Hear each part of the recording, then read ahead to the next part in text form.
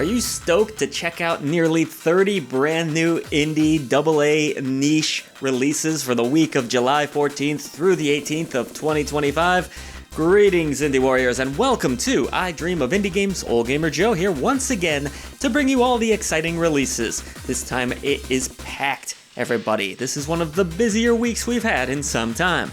But we're always busy here at the channel fighting for indie visibility, so if you enjoy what we do and hey, you want to support us, patreon.com/idreamofindiegames. We've got a stretch goal going on right now so we can make our podcast into a video format. But you'll get early ad-free shows, you'll get Discord access to the greatest indie gaming community, so much more damn content. Your new indie gaming community is waiting for you, and we have YouTube memberships with awesome badges and all that kind of cool stuff. Thank you for all that you do for independent content. Let's start this week by going where no man has gone before. It's Warspace 2, a procedurally generated open-world space RPG that's coming to us from developer Magic Game Art. Featuring 1 to 4 player co-op, there's top-down shooting, crafting, character progression, trading, and more. Customize your spacecraft to your liking while tackling procedurally generated areas which host aliens, space, and more space.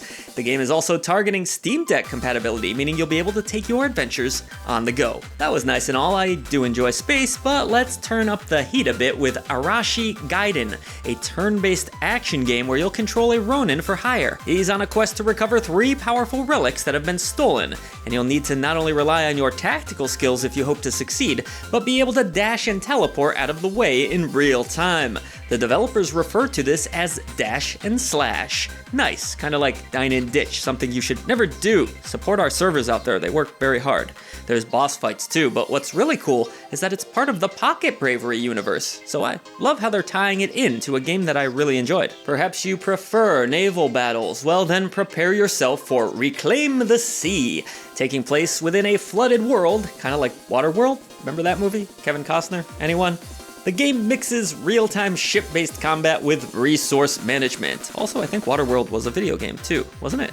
You'll command a crew, explore procedurally generated locations, and make crucial choices. The game's pause system will also allow you to target specific enemies with precision planning, collect gold, upgrade weapons, and see if you can indeed reclaim the sea. This one does have roguelike elements too. An automation puzzler is up next, one that puts you in the shoes of a young man starting his first day at a new job. I remember that, it was at a grocery store.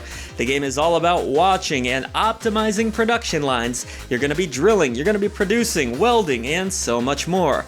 Kaizen plays out a bit like a puzzle game, but also has some side games like Pachinko and Solitaire. These open-ended puzzle games aren't really for me as much as I like a good puzzler, but I'm glad that they exist for those of you that do enjoy them. Really just a little too much for my tiny little brain. I wish I had someone that could fight my battles for me. Well, in video games, we have auto-battlers these days. Blacksmith, Ignite the Forge is next on our list. This single-player fantasy title puts you in charge of the Forge. Unsurprisingly, that means everything. You'll oversee the entirety of the production line while gathering materials, hammering away at steel, and creating epic badass weapons. But that's not all, as you will also need to gather a team of warriors, earning gold for your success in battle. Fans of the genre will want to keep an eye on this one. Hey brother, don't you know I'm Loco? All aboard the Cozy Express in Super Loco World. Cozy Train Automation. What's with all the automation this week? This one's coming to us from the creators of Farlanders. Here you'll be in charge of setting railroad tracks, delivering goods, and above all, trying not to get everyone stuck in traffic. Ugh, I hate that. There's nothing worse than being stuck at a stoplight. Random generation will ensure that no run will ever be the same, so get to work as a conductor and manage those resources carefully while you're at it. Don't stress too much though. The comforting music and atmosphere will keep you in a chill state of mind. Yar, I feel like I do this pirate thing every week at this point. It's probably not funny for y'all that watch. Y'all?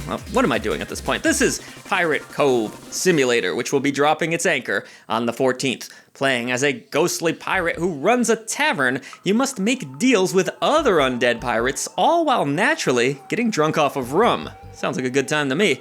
There's fishing, there's resource management, shop, simulation elements, and even just a little pinch of humor in this high seas simulator. Just be careful making deals, you can never trust a dead man. Bullet, hell, blasting, and mining simulation might not sound like they go together, but This fusion of genres is exactly what Astro Prospector will be attempting this week. Mine for coffee-roids. Kind of like hemorrhoids, but coffee? No, not at all.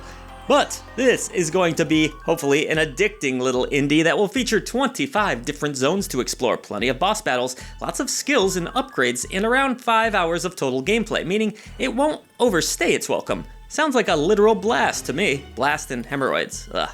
Not good. Look, I'm not going to mince my words here. You should totally play Wordplay, which is launching on Steam this week. I must admit, I love a good word puzzle. In fact, to this day, me and Silent Signs play Scrabble together as often as possible.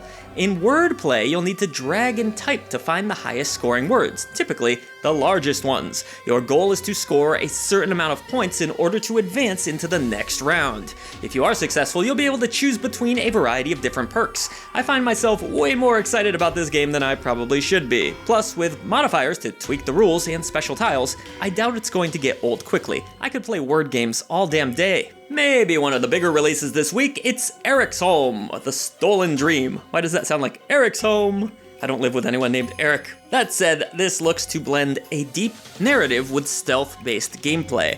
Hannah is off on a grand adventure to find her missing brother. That's been told a few times before, but she will ultimately find much more than that. The city looks vast with tons of characters to meet, but for me, the stealth mechanics will make or break this one, because I'm just okay when it comes to stealth games. You'll need to carefully learn the patterns of guards, rely on your environment, and even think outside of the box at times. One thing's for sure though, the game looks beautiful, and I'll certainly be giving it a go for myself. I don't know if anyone's referred to me as a saint before. Actually, I do know, and nobody has, but I can surely try to be in a video game. Like becoming Saint, for example, a strategy roguelike where you'll spread your message across Italy, gain new followers as your words reach the lands, take over towns like a tyrant if you wish, or become the ultimate leader and peaceful warrior.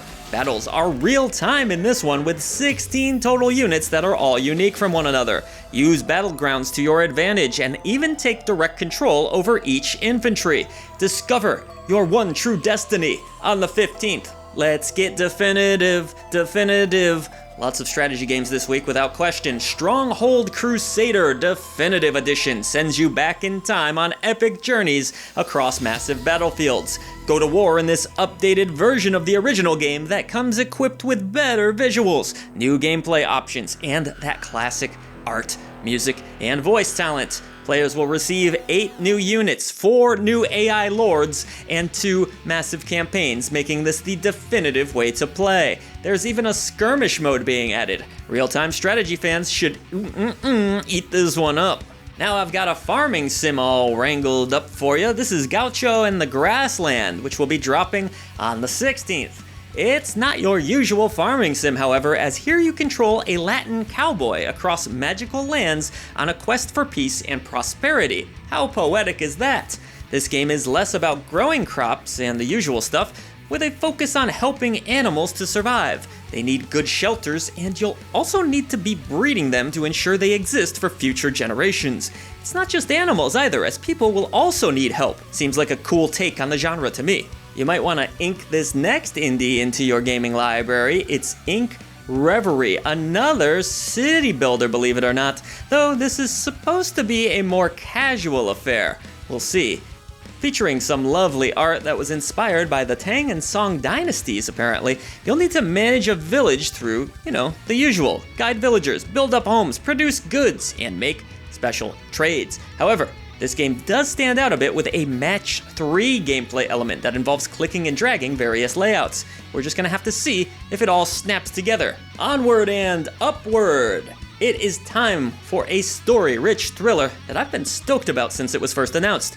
The Drifter brings both a dark narrative and point-and-click gameplay elements together into one insane, epic-looking package, with a very dark story reminding me a bit of The Crow as it involves returning from your death for vengeance. The Drifter comes to us from the folks behind Peridium and Crawl, so you should know what you're going to be getting here, to a degree. Inspired by 70s Aussie grindhouse, the game can be fully enjoyed with a controller as it uses a unique twin-stick mechanic despite its point-and-click roots. I can't wait for this one, as someone who loves drama and point-and-click adventures and dark stuff. It's perfect for me. This is my pick of the week, even though I'm not playing it currently. Damn it. Shifting gears. Wait, this isn't a racing game. That would have been a better segue if it was. This is an RPG. The Necromancer's Tale is dropping on the 17th. Rely on a magical book in this dark release where you can raise the dead to take down foes. Dark magic is at the center of the gameplay with turn-based tactical combat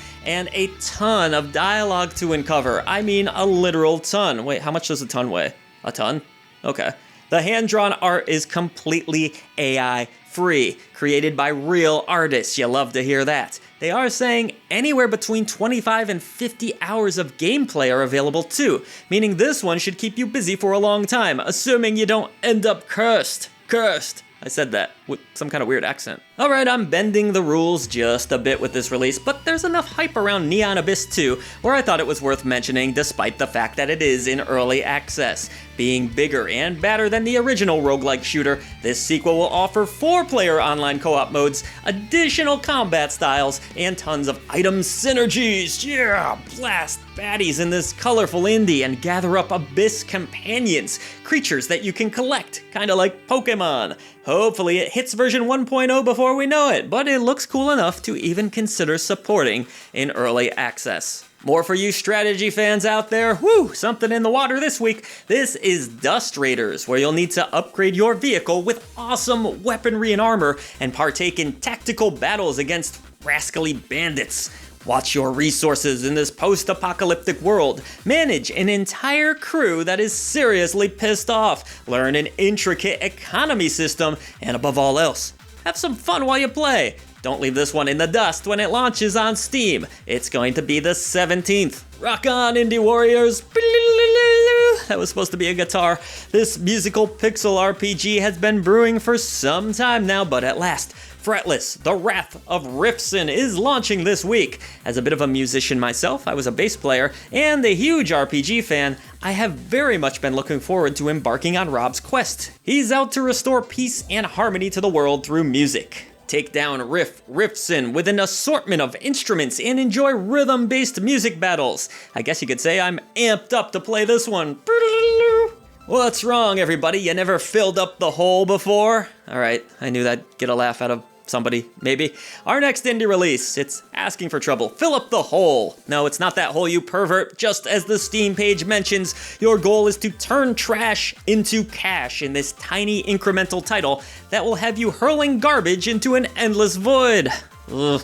Your village will grow the more you toss, and you'll even come across a few unlockables. Let's just hope the game doesn't end up on the compost pile, because it looks rather entertaining if you ask me, despite, all the trash and stuff. Our favorite enforcer of the law returns in RoboCop Rogue City, Unfinished Business, an expansion of the original game. While I wasn't much of a fan of the original myself, many folks did in fact enjoy this one. The standalone title will have you once again blasting your way through enemies, this time ascending a massive tower. Fans should expect new weapons, new missions, same old RoboCop attitude. The cryo cannon in particular should produce some rather entertaining results. Blast away and serve and protect this week. Now, all of you Sonic the Hedgehog fans out there should get excited. In fact, in our Discord community, we've been doing Sonic trivia all week. It's been a lot of fun. Anyways, I'm going on a tangent, or I'd be starting to anyways. Advent Neon is speeding onto the scene on the 18th, bringing fast, frantic, and fun 2D action platforming to Steam. There's the ability to freeze time, dash in multiple directions, and awesome throwback retro visuals here. But what's really interesting is how robust the combat is, meaning that this will be a much deeper experience than your traditional 2D Sonic game. I like the vibe of this one, and I'm very much looking forward to playing it. Fancy yourself a tactical top-down romp, do ya? How about for up to 4 players? Sounds good to me. Well, look no further than Phantom Squad, coming to us from Control Freak and Super Rare Originals. Take on intense missions as a secret operative using your communication skills and, of course, quite a few different weapons. Mark your objectives, scout out ahead to make sure the coast is all clear, and be careful of friendly fire. Please don't shoot your friends. Co-op shooter fans should get something out of this one. This next Little Fighter packs actually a pretty big punch. Little Fighter 2 Remastered, an updated version of a cult indie classic. This time the game will include redrawn visuals, improved multiplayer for up to 8, and improved overall combat mechanics. New fighters are also said to be coming in future updates. The game did have some AI assistance, it's worth noting. However, the developer mentions that this was mostly a passion project made from scratch, but thankfully, all of the details, well, Steam makes you list them, indie developers, so you gotta out yourself if you're using that AI stuff. But at least it will give you a better understanding of where and why AI was used in this particular game. So put up your dukes on the 18th if it's interesting to you and you need to add a new fighting game to your collection. Let's close out our week with a scary walking sim. Who's at the door? Play as a psych patient who has been trapped within a small home, having no memory of how they got there or what the heck is going on now. You'll hallucinate, meaning that it's going to be very difficult to tell what's real from what isn't. The environments look pretty spooky. There's multiple endings to encounter, hidden doll pieces, and even some choices to make. The game only takes about an hour or so to get through too, so it's not going to be a huge time sink unless you want to go back and get the different endings and all that stuff. But I could see this being pretty big with the old Let's Play crowds or streamers out there. All the young kids love that stuff. But that's going to do it for me, folks. We hope you enjoyed this episode. Lots of indies this week. Let us know in the comments below what you'll be grabbing. Support independent content yourself. We've got links down below. See ya!